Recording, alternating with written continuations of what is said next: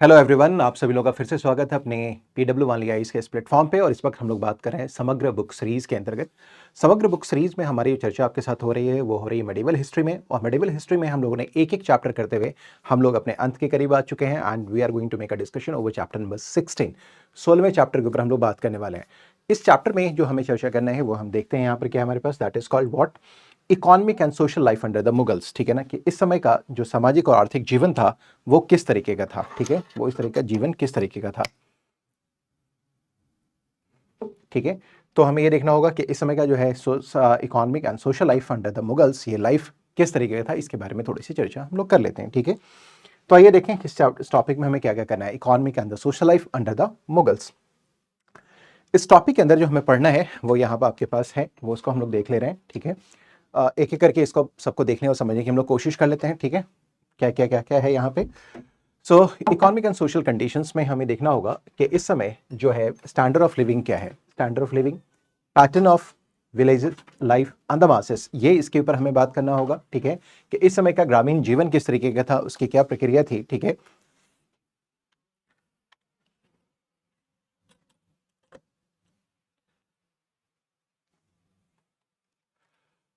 हम लोग अभी बात करने वाले हैं कि इकोनॉमिक एंड सोशल कंडीशंस के ऊपर में। हम देखें क्या जो स्टैंडर्ड ऑफ लिविंग है हमारे पास, यहाँ देखेंगे कि इसमें विलेज लाइफ का पैटर्न क्या था, इसमें एंड द मासेस यानी कि जो कॉमन पीपल हैं वो किस तरीके से रहते थे। उसके रूलिंग क्लासेस में हम देखेंगे, बात करेंगे नॉबल्स एंड जमींदार्स के ऊपर बात करेंगे, जमींदार एंड द रूरल जेंट्री के ऊपर बात करेंगे, एंड देन मिडिल क्लास के ऊपर भी बात करना होगा, that is called middle strata. ठीक है, इसके ऊपर भी हम लोग को बात करना है। फिर इसमें देखेंगे ट्रेड एंड कॉमर्स किस तरीके का था। तो ट्रेड एंड कॉमर्स के दो आयाम होते हैं, there are two dimensions of the trade and commerce. One is your domestic trade, ठीक है ना, जो कि हमारा क्या होता है, इंटर ट्रेड होता है, यानी कि विद इन द बाउंड्रीज होता है। और दूसरा हमारे पास होता है फॉरेन ट्रेड, यानी कि डिस्टेंट ट्रेड हम लोग करते हैं, आउटसाइड द बाउंड्री करते हैं, यानी कि जो हमारा टेरिटोरियल लिमिट होता है उसके बाहर करते हैं। तो दोनों ही हमें देखना होगा यहाँ पर कि organisation of trade and commerce, then foreign trade and the European traders, क्योंकि वो टाइम पीरियड है जब हम लोग देखेंगे क्या कि यूरोपियंस की एक्टिविटी इंडिया में काफ़ी ज़्यादा बढ़ गई है for the sake of trade and commerce. ठीक है, बाद में उनके पॉलिटिकल कंडीशन जो इंटरेस्ट होंगे वो हमारे सामने सरफेस होना शुरू करेंगे। ठीक है, तो आइए हम लोग देख लेते हैं कि इकोनॉमिक एंड सोशल कंडीशंस किस तरीके का था। देखिए होता क्या है कि फिर से ये टॉपिक यहाँ है जहाँ पर हमें थोड़ा सा स्लाइड का सहारा तो लेना ही पड़ेगा। ठीक है, फिर भी मैं पूरी कोशिश करूंगा कि जितना एनालिटिकल हो सकता है उतना मैं करूं। मुगल एम्पायर जो है ना, ये अपने टेरिटोरियल जनित, जनित का मतलब होता है अपने शिखर पे, यानी कि अपने साम्राज्य के विस्तार में ये अपने चरमोत्कर्ष पे है। ठीक है ना, इसका क्या है, ये टेरिटोरियल अगर हम लोग बात करें तो हमारे पास क्या है, just give me time.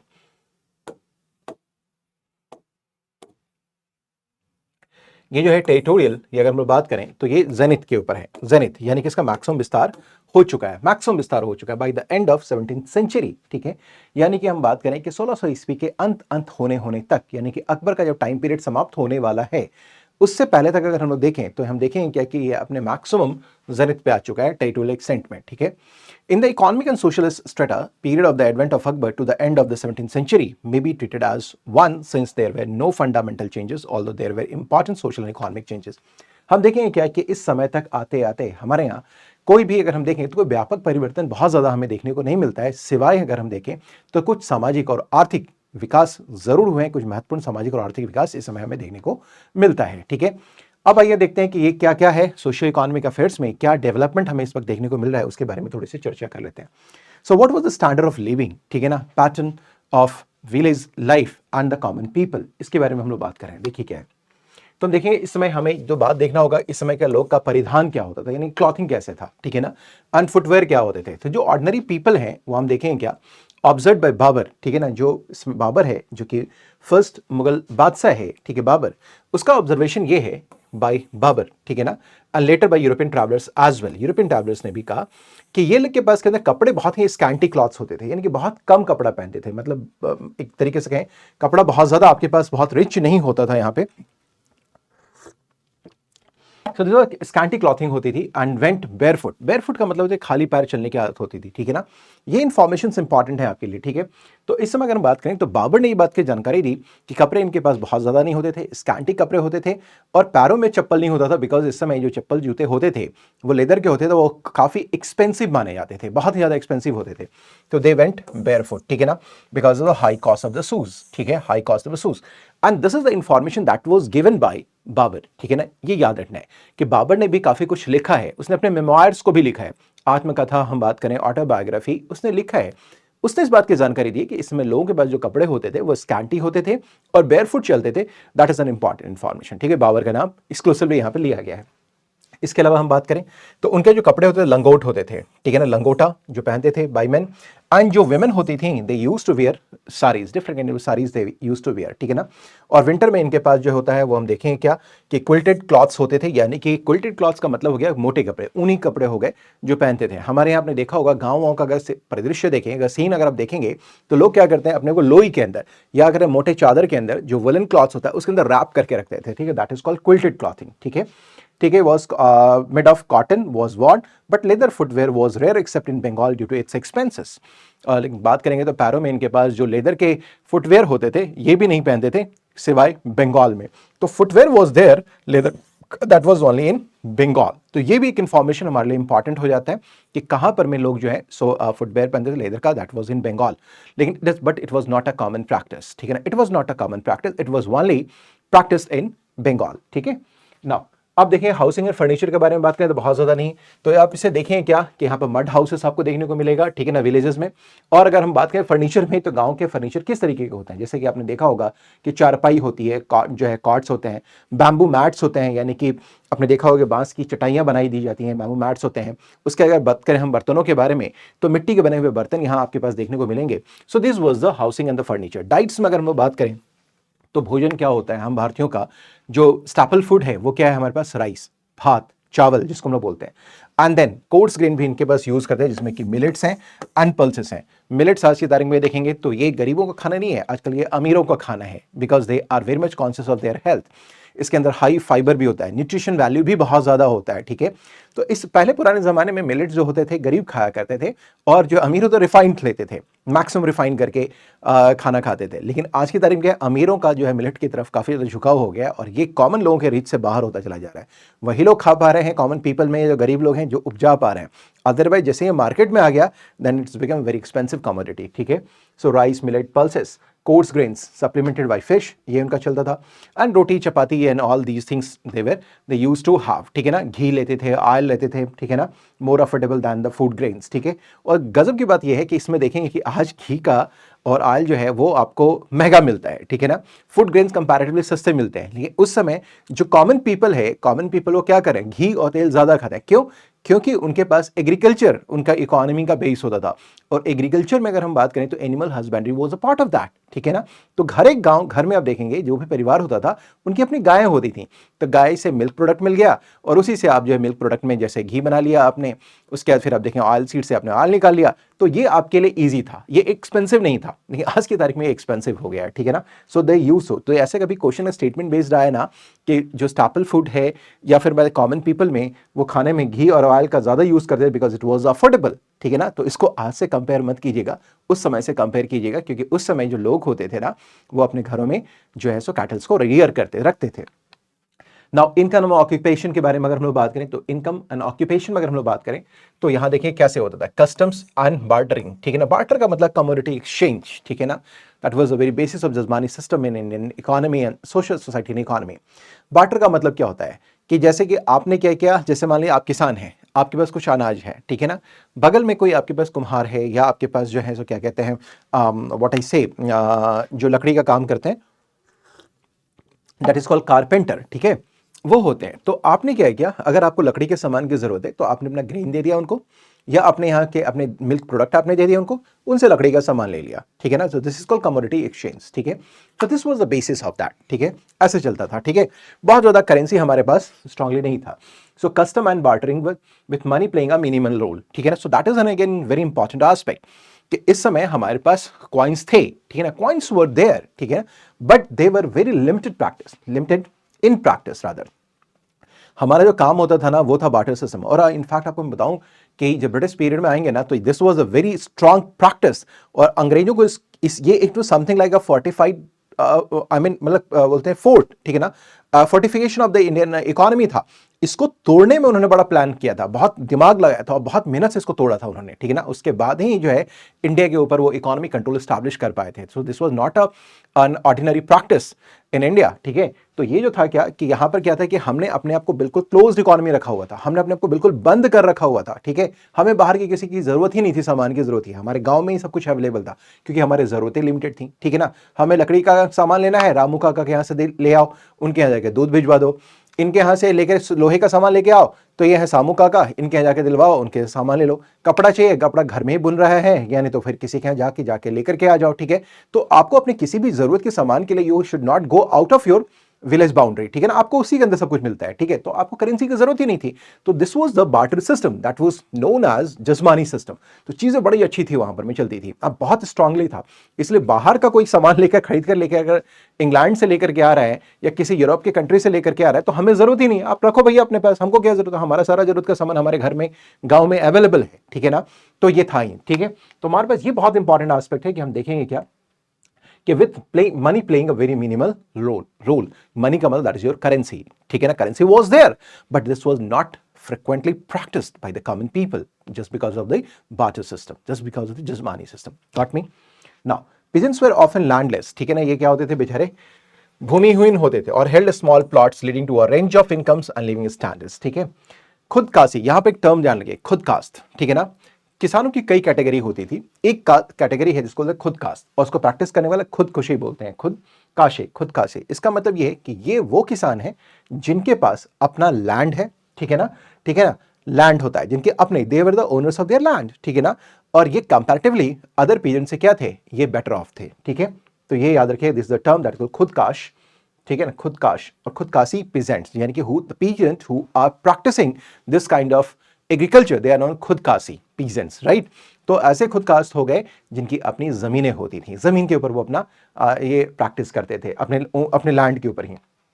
Now social structure and inequality, ठीक है, हम लोग बात करें तो village society was marked by inequality with dominant caste exploiting weaker sections, ठीक है ना। तो हम देखेंगे village society was marked by inequality, right, with dominant caste exploiting weaker sections, ठीक है। तो ये तो हम देखेंगे क्या सोशल स्ट्रैटिफिकेशन है। सोशल स्ट्रक्चर में हम देखेंगे क्या कि अपर कास्ट हमेशा लोअर कास्ट को क्या करता है, एक्सप्लॉइट करता है। सो हमारे लिए इंपॉर्टेंट ये है कि सोसाइटी में इनइक्वालिटी एग्जिस्ट कर रही थी, सोशल स्ट्रैटिफिकेशन था, and upper caste lower caste को क्या कर रहा था, उसको एक्सप्लॉइट कर रहा है। सो this is the sociological aspect of समय का, I mean the of this period, ठीक है। तो हमने देखा क्या कि यहाँ पर सोशल इनइक्वालिटी है, सोशल स्ट्रैटिफिकेशन हमारे पास है, एंड देन एक्सप्लॉइटेशन का एलिमेंट भी हमारे पास बहुत ही ज्यादा इंपॉर्टेंट है। Economy relied on diversified agriculture, इसके लिए हम देखें अगर इकोनॉमी में अगर हम लोग बात करें तो हमारे पास diversified agriculture was important, crops paying varying land revenues, expansion and improvement of cultivation were incentivized by the Mughal state, but local efforts were crucial for growth. इसका मतलब क्या है कि अगर हम देखें कि एग्रीकल्चर के एक्सपेंशन को लेकर के, इंप्रूवमेंट को लेकर के state was also active, but that was not to that extent जितना कि लोकल्स खुद क्या करते थे, ठीक है ना।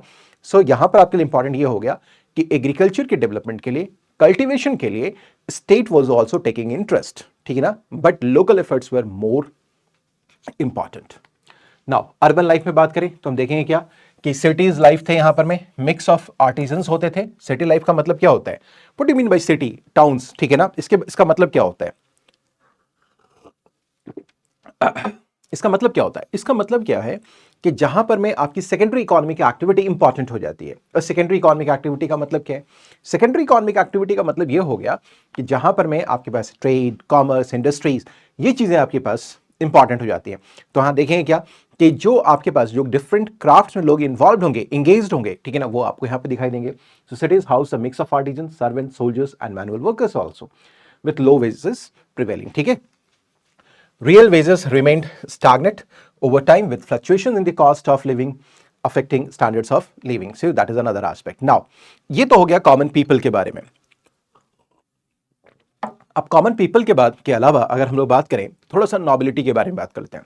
रूलिंग क्लास के बारे में बात कर लेते हैं, रीजेंसी के बारे में बात कर लेते हैं कि इस समय नॉबिलिटी एंड जमींदार का सोशियो इकोनॉमिक कंडीशन कैसा था, दैट इज ऑल्सो इंपॉर्टेंट। ठीक है ना, मुगल नॉबिलिटी के बारे में बात करें तो यहां पर देखेंगे क्या कि there used to be a privileged class. Privilege class का मतलब समझते ही हैं, ठीक है ना, का तमाम सुविधाएं इनके पास उपलब्ध थी, ठीक है ना। और इस नॉबिलिटी की अगर हम लोग बात करें, that was not from a particular race, ठीक है ना, डिफरेंट यहां देखेंगे बैकग्राउंड से लोग थे, कुछ लोग तुरानी हैं, ईरानी भी हैं, ठीक है, हम देखेंगे ताजिकिस्तान से भी है, खुरासान से भी है, पर्शियन यानी कि ईरान से भी लोग हैं, ठीक है ना। सो जो नॉबिलिटी था यहां पर वो हेट्रोजीनस था, and that was a privileged class, that is very important aspect, ठीक है ना।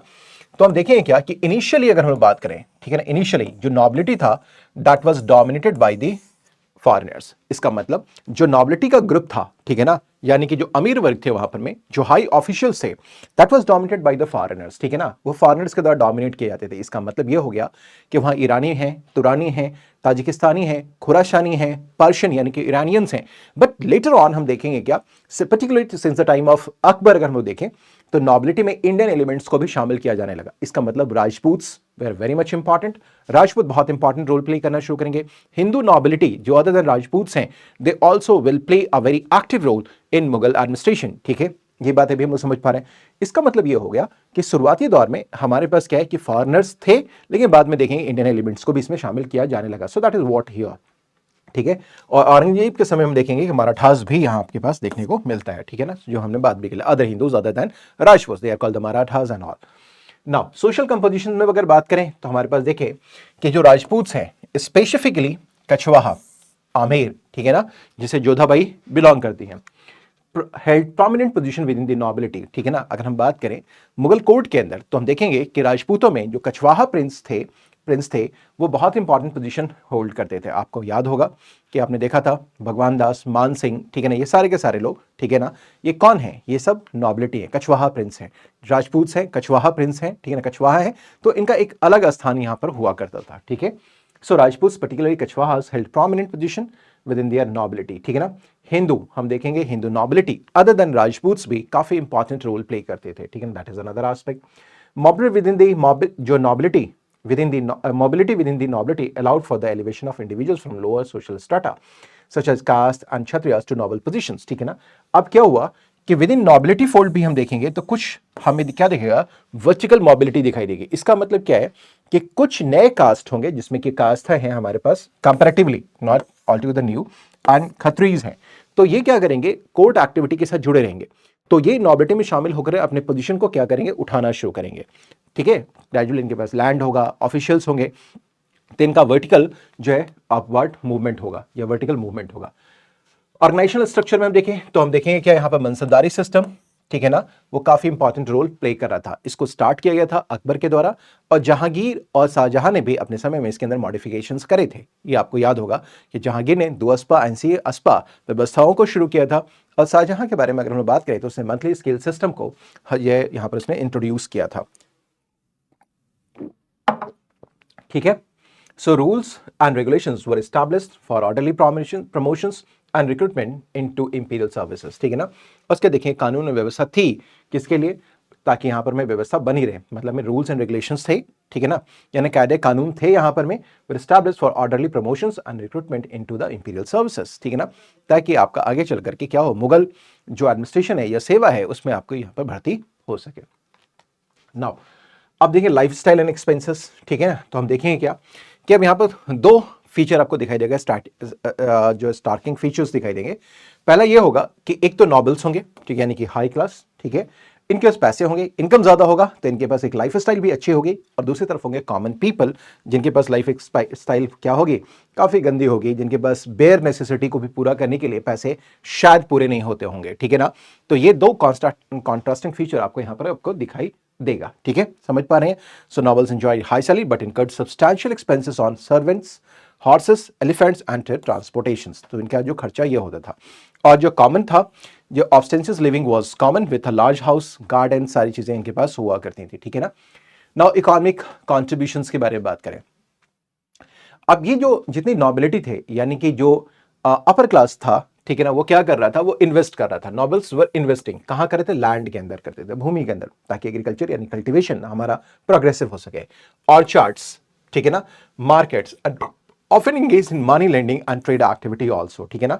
अब जिसके पास ज्यादा पैसा रहेगा तो सरप्लस अगर मनी है तो उसको क्या करेगा, डाइवर्सिफाई करेगा ना। बोलते हैं मनी मेक्स मनी, बोलते हैं मनी मेक्स मनी, ठीक है ना। तो अब ये क्या करेंगे, अपने पैसे को क्या करेंगे, इन्वेस्ट करना शुरू करेंगे लैंड के अंदर, ऑर्चार्ड के अंदर, ठीक है ना। उसके देखेंगे मार्केट्स के अंदर एंड इवन मनी लेंडिंग में की एक्टिविटी में ये लोग इन्वॉल्व रहेंगे। अबुल फजल ने क्या किया, इनकरेज किया नोबिलिटी को in noble involvement in commercial speculation reflecting contemporary values. Some nobles, including members of the royal family, engaged in maritime trade and owned fleets of ships also. ठीक है ना, कई बार ये क्या है, maritime trade यानी कि जो है सो जल के रास्ते ये लोग व्यापार भी क्या करते थे, ठीक है ना, करते थे, engaged in maritime trade and owned fleets of ships also. इतने ज्यादा पैसे वाले होते थे कि इनके पास नाव का जखीरा भी होता था, ठीक है। नाउ कॉम्प्लेक्स कैरेक्टरिस्टिक के बारे में बात करें तो हम देखेंगे क्या इसका मतलब, कॉम्प्लेक्स कैरेक्टरिस्टिक का मतलब क्या है, यानी कि नॉबिलिटी का जो सोशल स्ट्रक्चर है वो कैसा था।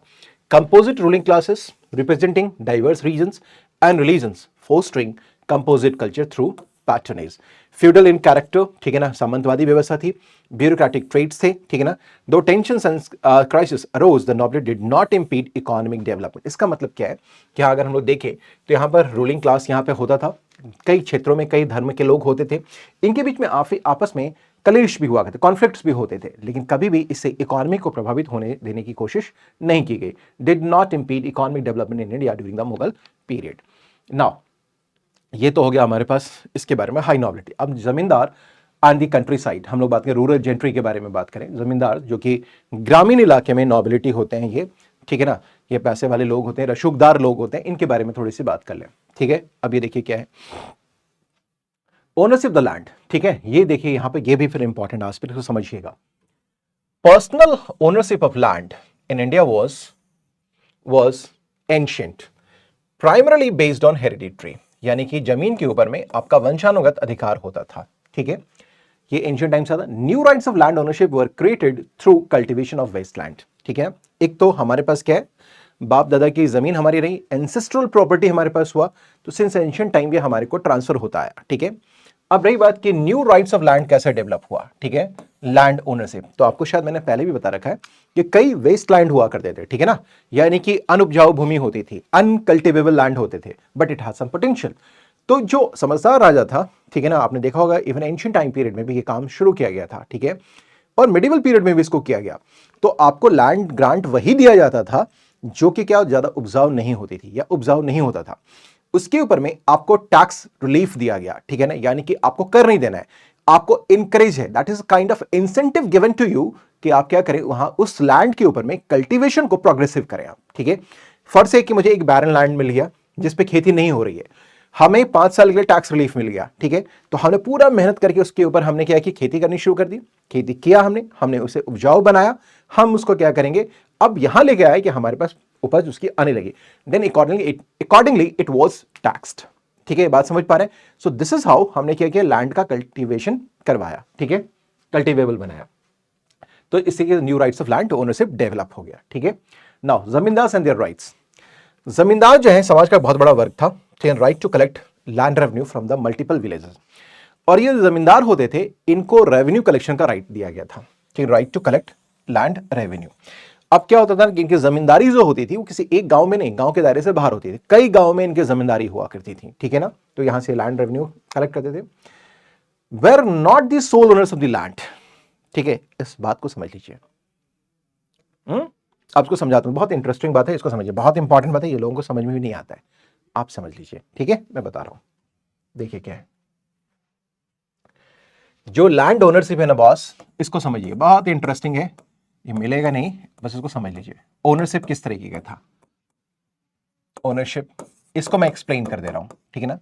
किसके पास था, तो पहले देखिए स्टेक होल्डर कौन कौन है भैया, लैंड को कौन कौन कहेगा मेरा लैंड है। तो यहां सबसे पहले हम देखेंगे साहब, हमारे पास जो है एक तो है हमारे पास हमारा राजा किंग, वो कहेगा भाई I am the king so land belongs to me, ठीक है। दूसरा कहेगा भाई I am the zamindar so I will own the land. तो next one is your zamindar, he will claim his right on the land, ठीक है। एक बेचारा गरीब बाबा हमारा, ठीक है ना, वो कहेगा हमारा ये कौन है, हमारा पीजेंट, ठीक है, पीजेंट, ठीक है, पीजेंट कहेगा मैं टिलिंग का काम करता हूं, लैंड हमारा है, ठीक है। आप तो एक लैंड के 3 दावेदार हो गए बॉस, ठीक है ना। लैंड एक है, ठीक है ना, और दावेदार 3 है, ठीक है। सो लैंड जो हमारे पास है दिस इज किसका, किंग का भी होगा। जमींदार भी कहेगा मेरा है, पीजेंट कहेगा बाबा नहीं ये मेरा है, ठीक है। Low classing condition, no there was no class, बल्कि लैंड इन तीनों में बहुत ही ब्यूटीफुल तरीके से ओनरशिप राइट बटा हुआ था। कैसे? पीजेंट क्या कर रहे हैं, पीजेंट, ठीक है ना, पीजेंट जब तक रेंट पे कर रहा है, रेंट का मतलब समझ पा रहे हैं, ये रेंट, रेंट पे कर, रेंट का मतलब किराया, ठीक है ना, जब तक किराया पे कर रहा है, यानी कि जो भी इसका टैक्स आ रहा है लैंड का, वो ऑन टाइम अगर जमींदार को दे रहा है, उसको कोई भी उसकी जमीन से बेदखल नहीं कर सकता, और वो पुश्त दर पुश्त उसके पास चलता रहेगा। आप बस क्या करें, आप उसका किराया, रेंट आप उसको पे करते रहें, ठीक है, to the zamindars. Nobody is going to throw you out from your land, ठीक है ना। ये काम शुरू होगा परमानेंट सेटलमेंट के बाद ब्रिटिशर्स के द्वारा, ठीक है। जमींदार क्या करेगा, zamindar what he has to do, he had to do, वो क्या करेगा, रेवेन्यू पे करेगा। रेवेन्यू पे करेगा तो भैया किंग भी इसको कुछ नहीं कहेगा। And the actual land was the real ownership था, जो रियल ओनरशिप है, रियल ओनरशिप है, ठीक है ना, ओनरशिप है, रियल ओनरशिप, यानी कि actually land belongs to the king, ठीक है ना। बट हमने देखा land also belongs to the peasant, ठीक है ना, that also belong to the zamindars and it also belongs to king, ठीक है ना। But there was a relationship, ठीक है ना, and it was a very balance system, ठीक है ना। जब तक किसान अपना कर्तव्य समझ करके रेंट पे कर रहा है, कोई इसको हटाने वाला नहीं। कई पुश्तों से जमीन आपकी, जमींदारी आपको मिल गई, आप राजस्व देते रहिए, जमींदारी आपकी, आप जमींदार, ठीक है। एंड एक्चुअली किंग बदलेंगे, लेकिन जो टाइटलर राइट होगा वो इन्हीं के पास होएगा। गॉट माई पॉइंट, ठीक है, that's fine. So this was the system of, ठीक है, ये हमने देखा, ठीक है, ये लैंड का, ये हमने समझ लिया, right to collect the land revenue, zamindar का ये राइट होता था, ठीक है। Now coming to hierarchy and armed forces, ठीक है ना। Zamindars along with rajas and chiefs formed a hierarchical rural society with varying degree of autonomy, ठीक है ना। तो समाज में, जो ग्रामीण समाज है, उसमें जमींदार इकोनॉमिक कंसेप्ट से अगर हम देखें तो ऊपर रहते थे, इनकी पूरी एक हायरार्की होती थी, ठीक है, और इनका सफिशिएंट ऑटोनॉमी भी होता था, अपने जमीन पे ये कुछ करें, ठीक है। दे मेंटेन आर्म फोर्सेस, और अपने छोटे छोटे ये क्या कहते हैं, ट्रुप्स भी रखते थे, militia, resided in fortified structures, और अपने लिए किले, बड़े बड़े किले बना के रहते थे, symbolizing both refuge and status, ठीक है। Now, power and influence, zamindars had close caste, clan and tribal ties with the local peasants, possessing significant local knowledge about land productivity, ठीक है ना। जमींदार had close caste, clan और tribal ties with the local peasants, ठीक है ना, possessing significant local knowledge about land productivity, ठीक है ना। तो जमींदार की स्थिति इन सभी के साथ क्या है, मजबूती अच्छी रहती थी। Despite dispersion, they formed a numerous and powerful class difficult for central authorities to ignore or alienate, ठीक है ना।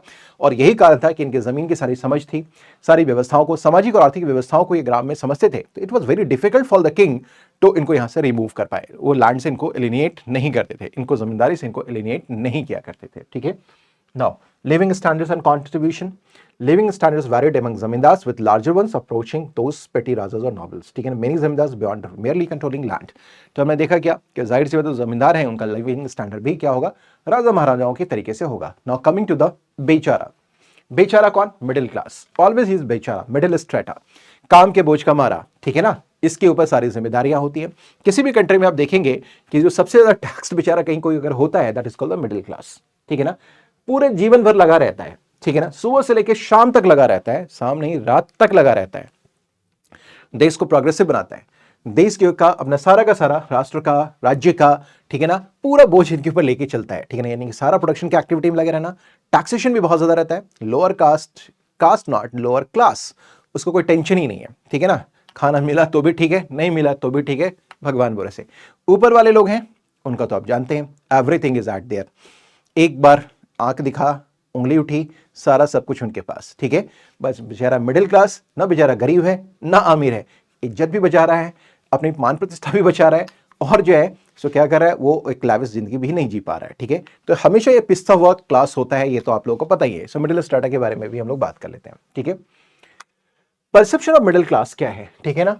Contrary to Bernier's view, India did possess a middle class, ठीक है ना, albeit different from European counterparts.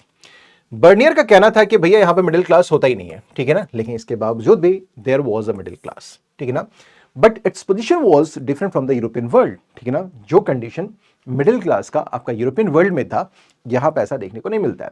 Rich traders and merchants constituted a significant portion, some among the wealthiest globally, though lacking administrative rights in their towns, ठीक है ना। But comparatively इसमें हम बात करें तो इसमें जो मध्यम वर्ग है यूरोप की तुलना में उसकी स्थिति अच्छी है, ठीक है ना, वो वेल्दी पीपल हैं, ठीक है ना, वो दूर देश तक ट्रेड भी करते हैं, ठीक है, बट इनके पास कोई भी प्रशासनिक अधिकार नहीं है, एडमिनिस्ट्रेटिव राइट्स इनके पास अवेलेबल नहीं है, ठीक है ना। So this is what the middle class in India was during the Mughal period. Now coming to this one, composition of middle class, इसमें कौन लोग होते थे बॉस? इसमें मनसबदार होते थे, छोटे छोटे मनसबदार, जिनको छोटे छोटे मनसबदार, खुश रहो यार, ठीक है, छोटे छोटे बेचारे दुकानदार, master craftsman forming a section with standard living between rich and the poor. तो ये तो मैंने आपको बता दिया कि गरीब और अमीर के बीच में इनका जीवन रहता था, बहुत अमीर नहीं है, ठीक है, बहुत गरीब नहीं है, तो गरीब के तरीके से भी नहीं रह सकते, अमीर के तरीके से भी नहीं रह सकते, चाहते तो होंगे लेकिन अमीर नहीं रह सकते, ठीक है ना, समझ पा रही है। So professionals such as hakims, musicians, artisans, historians, scholars और न जाने क्या काजीज, ये सब के सब क्या हैं? They call the middle class people, middle strata, ठीक है ना, with petty officials and expanding Mughal administrative apparatus as well. Diverse background and interest, अब ये कई बैकग्राउंड से आते थे। बैकग्राउंड का मतलब आप देखें कास्ट वाइज भी, ठीक है ना, इनकी क्लास की अब इनकी diverse unified lacking unified class identity, भाई कौन से क्लास में? Class is an economic concept, caste is a social concept, ठीक है। So writers, historians, theologians and professionals, varied background से दे आर कमिंग, ठीक है ना, to this fold. Now organisation of trade and commerce, so let's talk about this also. Diverse trading class हमारे पास यहां पर होते थे। Indian trading classes were numerous, well organised, professionals specialising in both long distance, inter regional trade and local retails. So यहां पर जो trading class है वो बहुत ही ऑर्गेनाइज्ड है, ये आपके लिए इंपॉर्टेंट है बॉस, ये आपको ध्यान में होना चाहिए कि जो ट्रेडिंग क्लास है वो हमारा बहुत ही ऑर्गेनाइज्ड है, वेल ऑर्गेनाइज्ड है, प्रोफेशनल है और स्पेशलाइज्ड है। स्पेशलाइजेशन कहां देखेंगे? तो अंदर का व्यापार करने के लिए भी और लॉन्ग डिस्टेंस ट्रेड करने के लिए भी हमारे पास यहाँ पे चीजें देखने को मिलेगी। Now what is important from your prelims examination, there are certain terms, ठीक है ना, certain that is related to this trading class, ठीक है ना, वो आपको पता करना है कि कौन लोग हैं और कौन से ट्रेड में इन्वॉल्व हैं। Like what? सेठ, बोहराज एंड मोदीज, ये इंटर रीजनल ट्रेड में इन्वॉल्व थे, ये इंपॉर्टेंट है आपके लिए, इंटर रीजनल। वाइल व्यापारीज और बनिक्स, ठीक है ना, दूसरी तरफ हमारे पास कौन है बॉस? वो हमारे पास क्या है? व्यापारीज और बनिक्स, ये इंगेज्ड हैं in local retail trade often with agents in village and towns, ठीक है। एक और भी लोग ग्रुप है, उसके बारे में भी थोड़ी सी चर्चा हो ही जाए। लगे हाथ, उसमें भी क्या है को बिलोंग करना, ये है बंजारास। ये स्पेशलाइज्ड क्लास है for carrying bulk goods over long distance utilising oxen and all, ठीक है। बस ये तीन बातें याद रखिए, Seth, Bohras and Modis, they were involved in inter regional trade. On the other hand, Vyaparis और Baniks, they were the local traders, I mean local retail traders, और जो बंजाराज हैं, they used to keep moving the the commodity, ठीक है ना, जो एक तरीके से लॉजिस्टिक्स को वो क्या कहते हैं, फैसिलिटेट कर रहे हैं, ठीक है ना, सामानों को ले जाना, ले आना, बोट्स के थ्रू, हॉर्सेस के थ्रू, सब के थ्रू, ठीक है ना, तो ये काम होता है बंजाराज का। तो there are three groups, one is Seth, ये that is important, Bohras and your Modis, then use Vyaparis और Baniks, and then third one is your Banjara. that is one of the thing जो आपको दिमाग में रखना है, ठीक है, बाकी ये तो याद रहेगा। इस समय हम देखेंगे कि की ट्रेड रूट्स भी हुआ करते थे, ठीक है ना, और जिनके थ्रू कई कमोडिटीज हमारा क्या होता था, ट्रेड किया जाता था, ठीक है। Bengal exported sugar, rice, muslin and silk, ठीक है ना, सुगर, राइस, मसलिन, ये सब बंगाल से हमारे यहाँ क्या हो रहा है, एक्सपोर्ट किया जा रहा है। Well Coromandel coast become centre for what? Coromandel textile production, trading with Gujarat, ठीक है।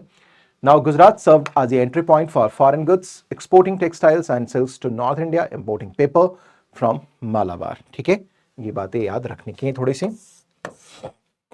Lahore was known for handicraft, ठीक है ना, production, distribution, luxury products. Punjab and Sindh were trade links with Kabul, Kandahar, Delhi and Agra, ठीक है ना, जिसके थ्रू रिवर इंडस के थ्रू इनके साथ व्यापार होता था। तो there are certain trade centres, trade centres थे यहां पर में हम देखेंगे।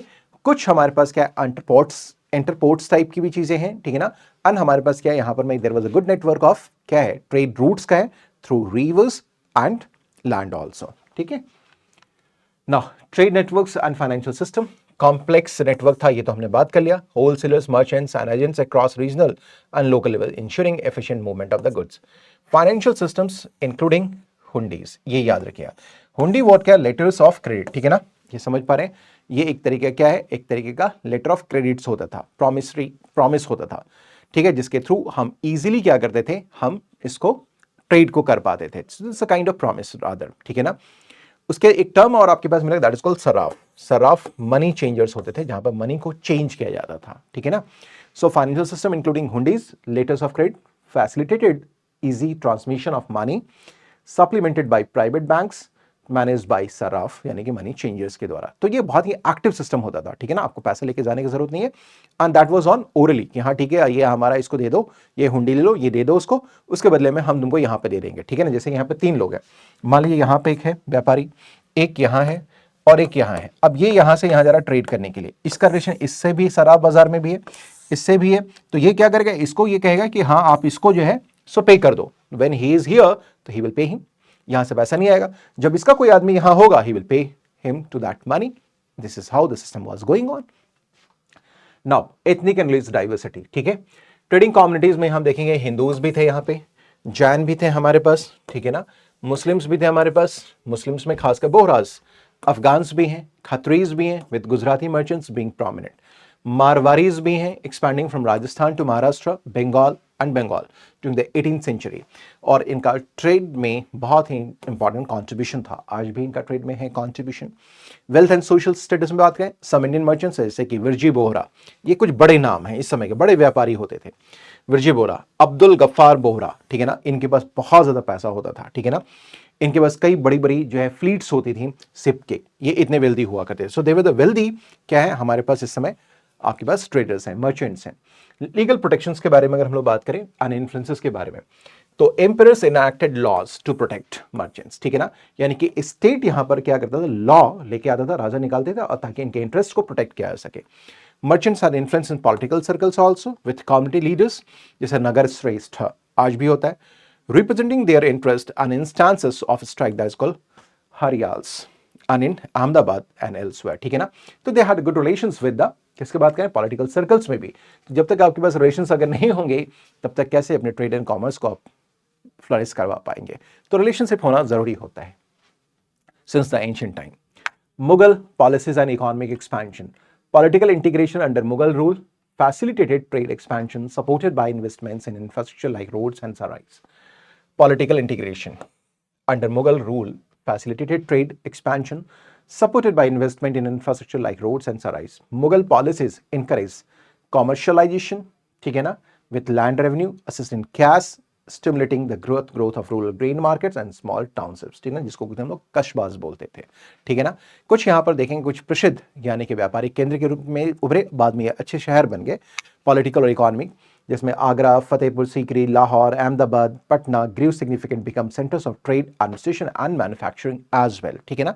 तुम देखें यहाँ पर प्रशासनिक गतिविधियां भी हुई, यहाँ पर व्यापारिक गतिविधियां भी होती थी, ठीक है ना, साथ ही साथ यहाँ पर उत्पादन का कार्य भी होता था, ठीक है ना। Now foreign trade and the European traders के बारे में बात करें, सो इंडिया एक्सपोर्ट का डोमिनेंस था। India served as significant exporter of food stuff, हम पूरी दुनिया को खिलाने का काम शुरू से कर रहे हैं, जिसमें हम लोग क्या कर रहे हैं, शुगर, राइस, देन हम लोग बात करें तो टेक्सटाइल्स को भी भेजते थे साउथ ईस्ट में एंड वेस्ट एशिया में, ठीक है। सो हमारा ट्रेड रिलेशन इस वक्त वेस्ट की तरफ ही नहीं बल्कि साउथ ईस्ट में और वेस्ट एशिया की तरफ भी हमारा हुआ करता था।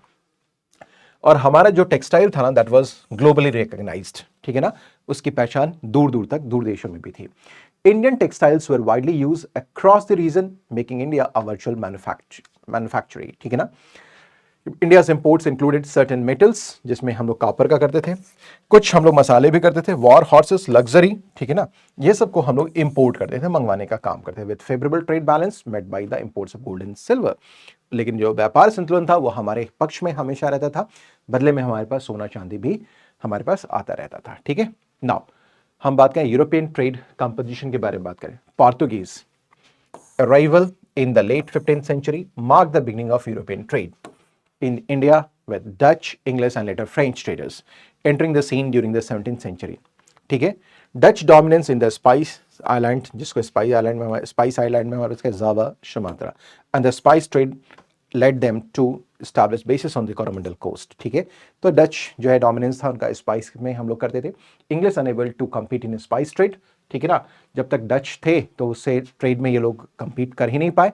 Spice concentrated in India. ठीक है, इवेंचुअली तो हम डच देखेंगे, Dutch were involve in spices, and जो हमारे पास इंग्लिश थे और जो फ्रेंच थे they were into textile more. Indian traders resilience. Despite European naval power, Indian traders remained significant in the Asian trade, with their share remaining substantial. इतना देखें, European Naval, हमारे पास नवल पावर तो बहुत कम था, बहुत ज़्यादा था नहीं, लेकिन इसके बावजूद भी हम लोग क्या करते थे, हम लोग जो है जो आई मीन ट्रेड में हम लोग डोमिनेट करते थे, जो हमारे पास नहीं होने के बावजूद भी एशियन ट्रेड में, with their remaining substantials. Indians knowledgeable leaders knowledge of both domestic and foreign markets, willingness to operate at lower profits and cooperation with the Mughal government contributed to their resilience। ठीक है ना, actually हमारी आदत क्या होती थी, हम लोग कम मुनाफे पे भी अपना व्यापार कर लेते थे, हमें बहुत ज़्यादा चाहत नहीं होती थी। दूसरा, हमारे संबंध मुगल गवर्नमेंट के साथ भी अच्छे थे। एक तो लो प्रॉफिट पे कॉम्प्रोमाइज़ करना, सहयोग करना मुगल के साथ हमारे व्यापार का बहुत बड़ा कारण था बढ़ने का। ठीक है, क्योंकि हमारे पास अगर कुछ कमी है, हमारे पास अगर सी बहुत ज़्यादा नहीं है, तो हमें तो सपोर्ट चाहिए होगा। और छोटे मार्जिन पे भी हम लोग क्या करते थे, मुनाफे पे भी हम लोग व्यापार करने के लिए बिल्कुल तैयार हो जाते थे। That was great. Now, textile trade expansion. English and Dutch efforts focused on exporting Indian textiles, जिसको कैलिकोज बोलते हैं, ये टर्म भी याद रखिएगा, calicoes, Indian textile to Europe, with Gujarat initially meeting demand followed by Agra and Coromandel. तो हमारे पास गुजरात भी है इंपॉर्टेंट सेंटर ट्रेड के टेक्सटाइल के लिए, आगरा है भी है और कोरोमंडल कोस्ट भी है। कोरोमंडल कोस्ट हमारा हमेशा एक एक्सपोर्ट रीजन के रूप में डेवलप हुआ। आगे चलकर हम देखेंगे, जब ब्रिटिशर्स का एस्टैब्लिशमेंट यहाँ होता है तो फोर्ट सेंट जॉर्ज उन्होंने बनवाया था यहाँ पर, दैट इज इन मद्रास, जो कि एक मेजर हब था किसके लिए, फोर्ट सेंट जॉर्ज और मसूलीपट्टनम। ये एक्सपोर्ट के लिए, टेक्सटाइल एक्सपोर्ट के लिए जाना जाता था, ये याद रखें, मसूलीपट्टनम एंड जो सेंट फोर्ट जॉर्ज है दैट इज मद्रास, वो आपने टेक्सटाइल के लिए जाना जाता था। Diversification of trade, efforts to develop trade in Bengal, Orissa and Bihar, expanded export items to include raw silk, sugar, saltpeter, supplementing European sources for gunpowder, etc. Indian textile become popular in England, leading to bans on imports and subsequent shift in the trade patterns. आगे हम देखेंगे कि जो हमारे कपड़े होते थे, जो हमारा व्यापारिक गुड्स होता था, इंग्लैंड में बड़ी पॉपुलर हो गया था। बाद में इसको डिस्करेज करने के लिए वहां पर इसके ऊपर कई प्रकार के बैन लाए गए, और जो पूरा का पूरा ट्रेड का डायनामिक्स था उसके पैटर्न को शिफ्ट कर दिया गया, चेंज कर दिया गया। इंडिया एशियन ट्रेड इंपॉर्टेंस को देखते हैं हम लोग। तो इंडिया एशिया ट्रेड रिमेन्ड मोर लिक्रेटिव। इंडिया का एशिया के साथ जो है, एशियन पार्ट में जो हमारे पास ट्रेड हो रहा है, दैट इज इवन लिक्रेटिव। यानी कि हम लोग बात करें तो अगर हम south east Asia, south Asia में एंड देन वेस्ट एशिया के साथ हमारा जो ट्रेड है वो काफ़ी बेहतर बने रहते हैं हमेशा। Majority with the majority of spices consumed in India and China. India's textile export to West Asia and East Africa increase during the 17th century, with coffee from Yemen becoming a new trade item. ठीक है ना, हम देखें 17th century में हमारे पास जो व्यापारिक संबंध है पश्चिम एशिया और जो हमारे पास पूर्वी अफ्रीका में काफ़ी पॉपुलर होता चला गया था, और इस समय देखेंगे कॉफ़ी यमन से आना शुरू हो गया था, जो कि एक न्यू ट्रेड आइटम हुआ करता था। अदर ट्रेड रूट्स के बारे में बात करें, जैसे लाहौर और मुल्तान ट्रेड सेंटर्स होते थे इंपॉर्टेंट। ठीक है ना, overland trade connecting traders to Central Asia and Russia. Indian traders established colonies in Iran, Bukhara, Samarkand, South Russia and Sinkiang, जो मॉडर्न जिंगजियांग है, जिसकी वजह से हमारा ट्रेड रूट्स पे होते थे ये, और ट्रेड को फैसिलिटेट करने का काम करते थे। इकोनॉमिक एंड जो है सोसाइटल इम्पैक्ट में देखें, यहाँ influx of gold silver into India आ रहा था, led to price increase impacting traditional village tries and influencing the nobility towards monetary pursuits. अब ये क्या था कि जैसे इस व्यापार से हमारे पास पैसे ज़्यादा आने लगे, गोल्ड और सिल्वर आने लगा, तो जो ग्रामीण हमारा अर्थव्यवस्था था उसमें क्या हुआ, थोड़ी सी बदलाव आने लगे, थोड़ा सा वो एक्सप्लॉइटेटिंग होने लगा, क्योंकि इस समय जो बड़े व्यापारी थे या जो जमींदार थे जो इसमें इन्वॉल्व थे, उनको लगा क्या कि उनके पास पैसा सोना चांदी में आना चाहिए, सिक्के में आना चाहिए। तो कहीं ना कहीं ये क्या करेगा, एक तरीके का जो उस समय का जो स्टैब्लिश सिस्टम था, जिसको हम लोग जजमानी सिस्टम बोलते हैं या बार्टर बेस्ड सिस्टम था, उसमें क्राइसिस को जनरेट करेगा। European nations sought alternatives to exporting gold and silver, attempting to monopolize Asian trade networks and acquire Indian trade territories for revenue generations. ठीक है ना। और इतना जो भारत में पैसा आ रहा था यूरोपियन नेशंस के द्वारा, अब उसको रिवर्स करना चाह रहे थे, और यही ब्रिटिशर्स करेंगे भी अपने डिफरेंट सेटलमेंट के द्वारा।